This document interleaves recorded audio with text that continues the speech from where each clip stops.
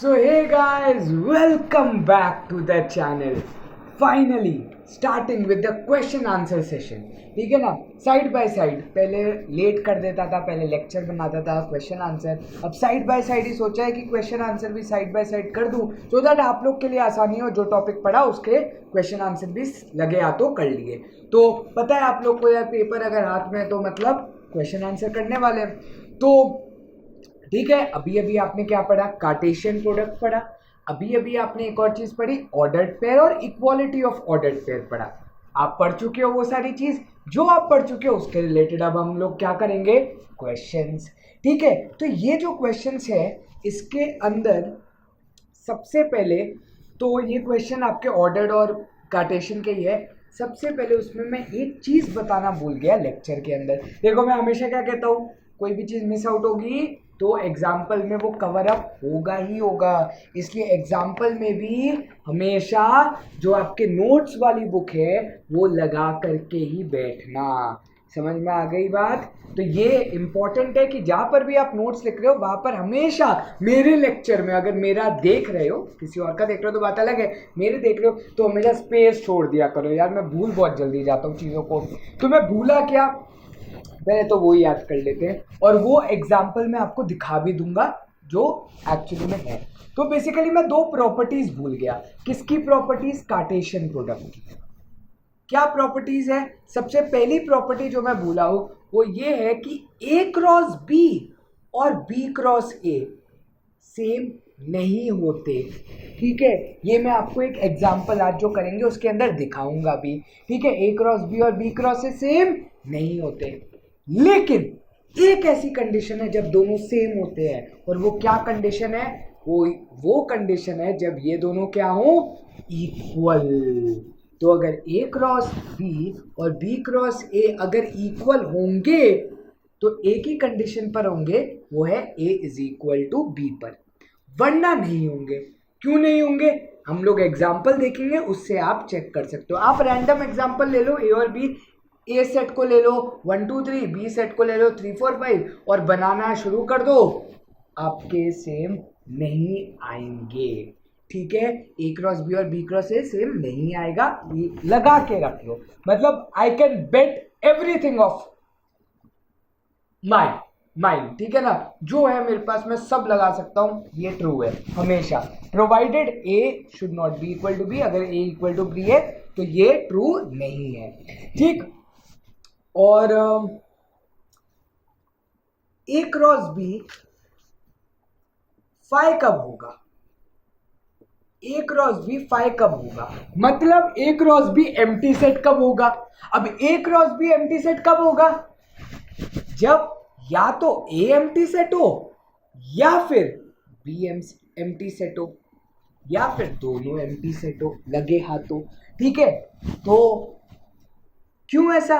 क्योंकि भाई फाई number of elements in A cross B is 0. मतलब number of element in A या तो 0 या फिर number of element in B 0. क्योंकि number of element in A cross B क्या होता है? Number of element in A into number of element of B. ठीक, तो ये कंडीशंस है. ये दो इंपॉर्टेंट फॉर्मूले जो आप लोग लिख लेना. अब हम लोग सीधा क्वेश्चंस पर आते हैं. तो पहला क्वेश्चन आज का, we are starting with the first question. तो फर्स्ट क्वेश्चन क्या है? If ordered pair, given ordered pair are equal.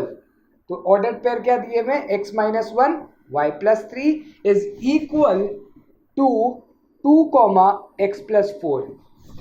Find x and y. Simple question है. ऑर्डर्ड पेयर इक्वल दिए, मैंने आपको बोला था first element will be equated to first element and second element will be equated to second element. ठीक है, first component to first component, second component to second component. Element नहीं, component word use करेंगे. ठीक, तो x की value यहां से कितनी आ गई? 3 आ गई. अगर x 3 आ गया तो सिंपल है, y इज इक्वल टू आपका क्या हो जाएगा? 3 प्लस 4 7, 7 माइनस 3 4. तो x आ गया, y आ गया. ठीक है, तो सिंपल था ये तो. ठीक, तो आप लोग नॉर्मली कैलकुलेट कर लेना. मैं तो अभी दिमाग में और नेक्स्ट क्वेश्चन चल रहा था मेरे, तो इसलिए बेसिक कैलकुलेशन भी फटाफट से नहीं हुई. ठीक, तो सेकंड क्वेश्चन करते हैं यार। तो सेकंड क्वेश्चन क्या कहते हैं, a is equal to P Q. ठीक है, a is equal to P Q का क्या मतलब है, a एक सेट दिया हुआ है आपको जिसके एलिमेंट क्या है, p और q।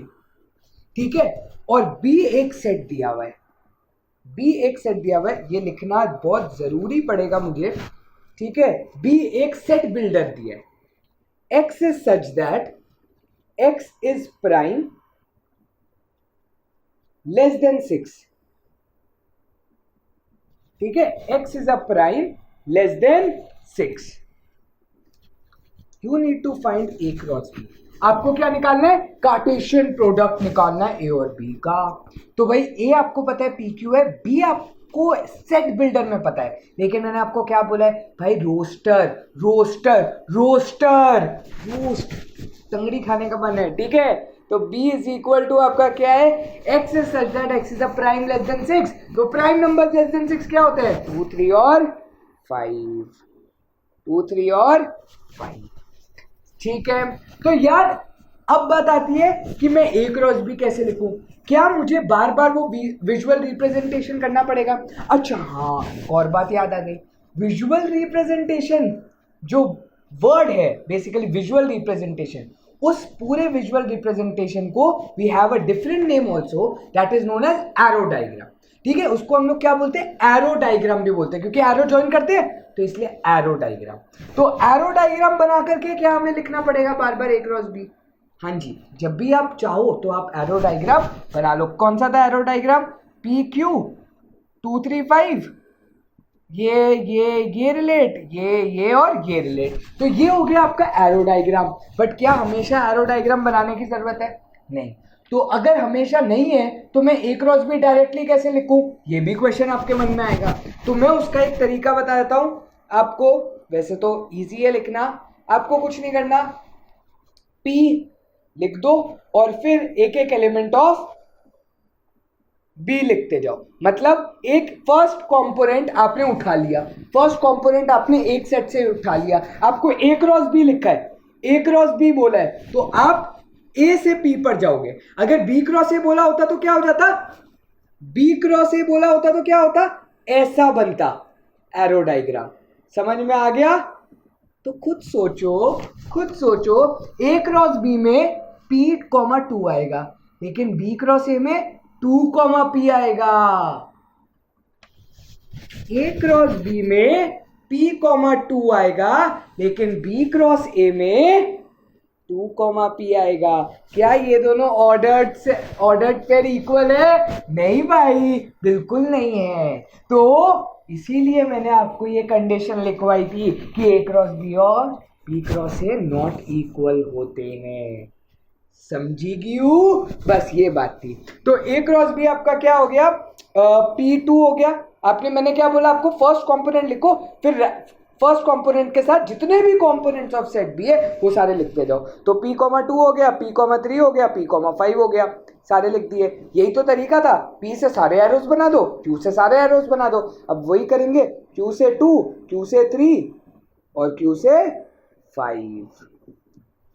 मेरे हिसाब से हमने प्राइम नंबर लेस देन 6 में 2 3 5 ही होता है ना। हाँ जी, तो बिल्कुल ठीक लिखा है। ठीक, तो पहले 2 क्वेश्चन यहाँ पर हमारे हुए खत्म। आई होप आपको ये पता लग गया होगा ये कैसे आया, आप देख सकते हो, सोच सकते हो। और ये क्वेश्चन बहुत ज़्यादा इजी था, आपको a क्रॉस b निकालना था, b सिर्फ सेट बिल्डर में दिया, तो नॉर्मल सा क्वेश्चन। चलो ठीक है, आगे बढ़ते हैं। तो अब आपको नेक्स्ट क्वेश्चन में दिया है कि a आपका क्या है, 1 2 3 4। a आपका क्या दिया हुआ है, 1 2 3 4 दिया हुआ है। ठीक, एंड कंडीशन दी गई है x, y belongs to a। मतलब जो ऑर्डर्ड पेयर है ना, ऑर्डर्ड पेयर, उसने बोला है for all ordered pair x, y। ठीक है, x, y एक ऑर्डर्ड पेयर बनेगा, और उसने एक स्पेशल कंडीशन आपको दी है। वो क्या है कि x भी a को बिलोंग करता है, y भी a को। जबकि हम जो ऑर्डर्ड पेयर यहां पर बना रहे थे वो क्या था, x डेफिनेशन जिन्होंने डेफिनेशन नहीं देखी, वापस कार्टेशियन प्रोडक्ट की मैंने यार डेफिनेशन नहीं लिखी थी, तो कार्टेशियन प्रोडक्ट की डेफिनेशन मैंने डिस्क्रिप्शन में लिखी हुई है, आप लोग चेक कर सकते हो। डेफिनेशन क्या थी ए क्रॉस बी की, कि ए क्रॉस बी को अगर मैं सेट बिल्डर में लिखूं, क्योंकि set builder will give me definition, statement बताता है कि it is x comma y, it is an ordered pair x comma y which is such that x belongs to A, set A को ही belong करता है हमेशा x, और y हमेशा सेट b को बिलोंग करता है। a क्रॉस b के कंडीशन में अगर b क्रॉस a होगा तो x will belong to b accordingly. अगर हम लोग x कॉमा y के फॉर्मेट में लिख रहे हैं, वो आप समझो, वो समझ जाओ, वापस थोड़ा सा रिवाइंड कर लेना क्या बोल रहा हूं, चलो सुन लो। अगर b क्रॉस a होता और फिर भी आप x कॉमा y के फॉर्मेट में लिखते, y कॉमा x के फॉर्मेट में नहीं लिख रहे, तो आप x तब b सेट से बिलोंग करवाते, बी सेट से बिलोंग करवाते। बट इस कंडीशन में क्या हो रहा है, एक्स हमेशा ए सेट से हो रहा है, वाई हमेशा बी सेट को बिलोंग करता है। लेकिन यहां पर एक्स कॉमा वाई में वाई भी ए को बिलोंग कर रहा है। इसका मतलब क्या हुआ, इसका मतलब ये हुआ कि एरो डायग्राम ए से बी ना होके ए से ए तक का है, मतलब ये ए टू ए है, 1 2 3 4 1 2 3 4, समझ में आया, ए टू ए पेयरिंग है। ठीक, तो अगर ए टू ए पेयरिंग है, अब वो क्या चाहता है, form all the ordered pair, आपको एक ऑर्डर्ड पेयर की लिस्ट बनानी है पूरी की पूरी, एक पूरा सेट बनाना है, such that x is a divisor of y। मतलब बेसिकली क्या है, x y को डिवाइड करता है, मतलब basically y by x is true, y by x is true, आपको उस टाइप के ऑर्डर्ड पेयर बनाने हैं। तो कैसे बनाएंगे भाई, कोई भी एक सेट मान लो, पहले तो ये देखो कि इसका कार्टेशियन प्रोडक्ट क्या होगा, इसका कार्टेशियन प्रोडक्ट होगा ए क्रॉस ए, मतलब 1 1 1 2 1 3 1 4 2 1 2 2 2 3 2 4 3 1 3 2 3 3 3 4 4 1 4 2 4 3 4 4। ठीक है, राइमिंग बन गई आपकी। तो ये आपका होगा कार्टेशियन प्रोडक्ट। मुझे क्या चाहिए, ऐसा एक कंडीशन जो कि है x is divisor of y, x is divisor of y। मतलब क्या मैं बोल सकता हूं 1,1 आएगा, y 1 है, x 1 है, आंसर आ रहा है, 1 डिवाइडेड बाय 1 पॉसिबल होता है, हाँ जी। ठीक है, क्या 2 डिवाइडेड बाय 1 भी पॉसिबल होता है, जी हाँ होता है। 3 डिवाइडेड बाय 1 भी पॉसिबल होता है, y बाय x निकालना है, x is divisor of y। ठीक है, y बाय x निकालना है, ये इंग्लिश आती है यार, क्लास 5 6 से पढ़ते आ रहे हो। ठीक, 1 4 भी होगा। अब और कौन से बनेंगे, क्या 2 1 होगा, नहीं, क्योंकि 1 डिवाइडेड बाय 2 इज 0.5, मुझे आंसर क्या चाहिए, नेचुरल ही चाहिए। तो बेसिकली नेक्स्ट क्या होगा, 2 2 हो जाएगा, और 2 3 नहीं होगा, 2 4 हो जाएगा। सिमिलरली 3 में तो सिर्फ 3 3 रहेगा, और 4 में सिर्फ 4 4। ठीक है, तो ये आपका आंसर सेट होगा, समझ में आ गया। x is divisor of y, x हमेशा क्या है, फर्स्ट वाला एलिमेंट डिवाइड कर रहा है, वो 1 को डिवाइड कर रहा है, 2 को, 3 को, 4 को, 2 को, 2 4 को, 3 3 को, एंड सो ऑन। ठीक, डिवाइजर डिवाइड करना। ठीक है, नेक्स्ट क्वेश्चन पे बढ़ते, इजी क्वेश्चन था ये तो यार। नेक्स्ट क्वेश्चन क्या है कि a क्रॉस b आपको गिवन है, आपको क्या गिवन है, a क्रॉस b गिवन है, जो कि क्या है 0, 2 3, -1 4, 2 और 0, -1। ठीक है, और क्या दिया, 3, 2 और 4, -1 दिया। ठीक है, आपको a क्रॉस b गिवन है। अब a क्रॉस b अगर आपको गिवन है तो b क्रॉस a कैसे निकालेंगे, सिंपल है, एरो डायग्राम बनाओ, मेहनत का काम, लेकिन एरो डायग्राम से आंसर हमेशा आएगा, बट मेहनत का काम है। b क्रॉस a बेसिकली कैसे लिखते हैं उसका एक शॉर्ट ट्रिक भी बताऊंगा, और एरो डायग्राम से पहले सीख लेते हैं। तो एरो डायग्राम से कैसे सीखेंगे, जरा ध्यान देना। यहां पर आपको पता है कि the first component of order pair is always from set ए। इसका मतलब सेट ए में क्या क्या होंगे, 0 होगा, 3 होगा, 4 होगा, और ये तो रिपीट हो रहे हैं तो रिपीट एलिमेंट्स तो लिखने की जरूरत नहीं है सेट में। और जो सेकंड है वो क्या है, 2 और -1। तो क्या मैं बोल सकता हूँ ये मेरा सेट ए और ये मेरा सेट बी है, ये समझना इंपॉर्टेंट है। तो अब देखो 0 2 0 -1 3 2 3 -1 4 2 4 -1, यही आपके लिखे हुए हैं। अब आपको क्या निकालना है, B cross A. B cross A निकालना है, इसका मतलब क्या हो जाएगा, अब 2 -1 इधर आ गया और 0 3 4 आपका इधर आ जाएगा।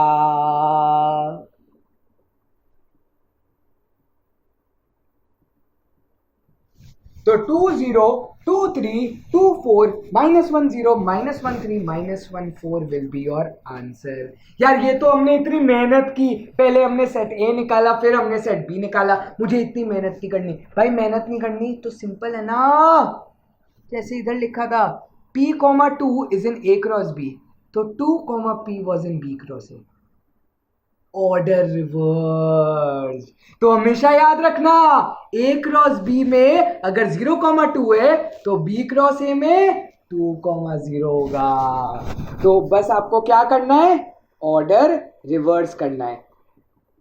ठीक है, नहीं आ रहा समझ ये ऑर्डर रिवर्स, ऑर्डर रिवर्स एक तरीका याद रख लो सिंपल करने के लिए क्वेश्चन को। बट अगर आप लोग को नहीं पता लग रहा तो कमेंट डाउन में पूछना, तो मैं वापस आप लोग को समझाने की कोशिश करूंगा। नहीं पता लग रहा तो अभी के लिए आप एरो डायग्राम यूज कर सकते हो।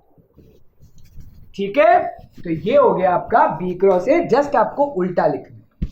समझ में आ गई बात। तो ये क्वेश्चन भी यार इतने प्यार से हुआ खत्म।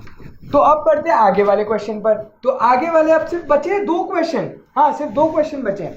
तो 2 क्वेश्चन क्या है, A and B be 2 sets such that, 2 set आपको गिवन है, ए और B 2 sets such that number of element in set A is 5 and number of element in set B is 2।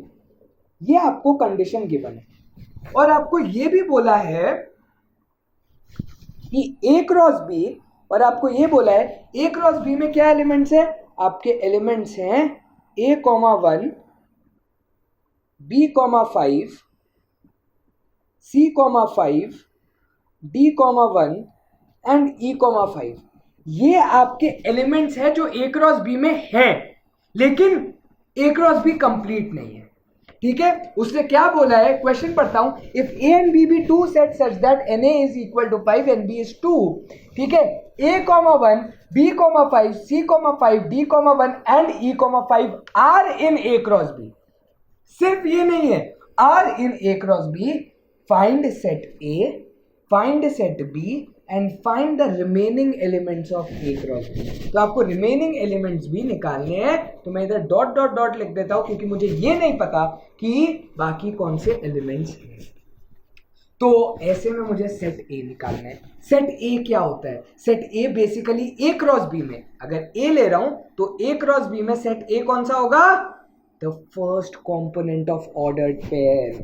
ठीक है, तो first component of ordered pair क्या हो गए, ए हो गया, बी हो गया, सी हो गया, डी हो गया और ई हो गया। क्या number of elements in set ए 5 आ रहा है, जी हाँ ठीक।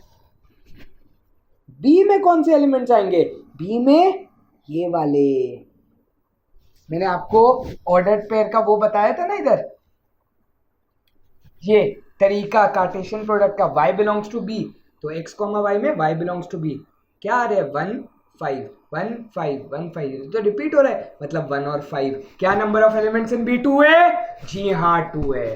तो इसका मतलब आपको क्या मिल गया, आपको मिल गया कि ए सेट क्या है, आपको मिल गया बी सेट क्या है। तो ऑब्वियस सी बात है ना यार, ए क्रॉस बी ढूंढ लोगे, a, 1 हो गया, a, 5 आ रहा है, नहीं आ रहा, तो रिमेनिंग एलिमेंट्स क्या होंगे, a, 5, b, 1 आ रहा है, नहीं आ रहा, तो b, 1 होगा रिमेनिंग एलिमेंट, c, 1 नहीं है, d, 1 है तो d, 5 नहीं है।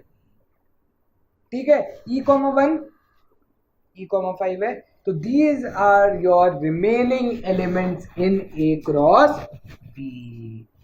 समझी क्यों, पता लग गया। ठीक है, तो आपने a निकाला, आपने b निकाला और a क्रॉस b के रिमेनिंग एलिमेंट्स आ गए। ठीक, तो बढ़ते हैं लास्ट क्वेश्चन पर इस गिवन लेक्चर के end we will wrap this up. Cartesian product of A cross A has 9 elements. A cross A का कार्टेशियन प्रोडक्ट है जिसके अंदर एलिमेंट्स कितने हैं? 9। मतलब number of elements in A cross A, cardinal number of A cross A is 9। And A cross ए में कुछ elements find किए गए हैं। ए क्रॉस ए में कुछ एलिमेंट फाइंड किए गए हैं जैसे कि -1 0 और 0 1। ठीक है, ये आपको एलिमेंट्स मिले हैं जो कि ए क्रॉस ए में है। और भी एलिमेंट्स होंगे बट उनमें से ये 2 एलिमेंट्स ए क्रॉस ए में है। Find A and the elements of A cross A. A cross ए के सारे एलिमेंट्स ढूंढो और सेट ए ढूंढो। ये आपसे पूछा। पहले तो ये पता करने वाली बात है कि number of elements in set ए कितने हैं, क्योंकि यहां पर हमने चेक कर लिया था 5 और 5 रीचेक हो गया था। तो यहां पर number of elements in set A क्या है, पहले तो ये पता करो। तो number of elements in A cross A is basically number of elements in A into number of elements in A. भाई साहब ये प्रॉपर्टी है। Number of elements in A cross B is a number of elements in A into number of elements in B. तो property में B की जगह वापस ए डालना है। ये बन गया एन ए का होल स्क्वायर, मतलब number of elements in A कितने आ गए? 3 आ गया। Basic number of elements in A 3 आ गया। तो 3 एलिमेंट है, इतना मुझे पता लग गया। अब उसने ये बोला ए क्रॉस ए है, इसका मतलब एक्स बी और वाई बी ए में ही आता है, जैसे ये कंडीशन थी।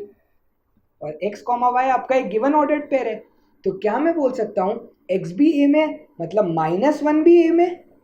क्या मैं ये बोल सकता हूं यहां पर 0 भी ए में? और कहना है इससे मेरा 1 भी ए में है। एक्स भी ए में, वाई भी ए में, और इधर भी वाई और एक्स भी ए में, क्योंकि दोनों ए को ही बिलोंग करते हैं। ए क्रॉस ए चल रहा है। समझ में आया? यहां पर बी की जगह आप ए लिख रहे हो। तो क्या मैं बोल सकता हूं सेट ए में मेरे एलिमेंट्स -1 0 और 1 है। तो अब मुझे निकालना है कार्टेशियन प्रोडक्ट। तो ए क्रॉस ए में क्या क्या आ जाएगा?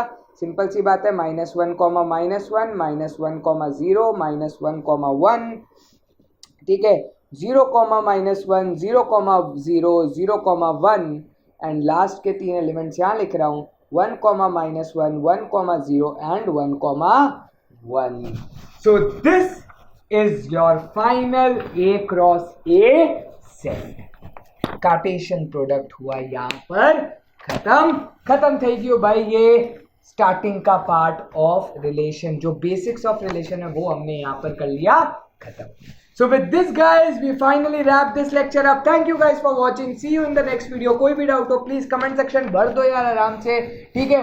Thank you guys for watching. Shaba खैर, bye bye, see ya. Thank you. Stay negative. Thank you.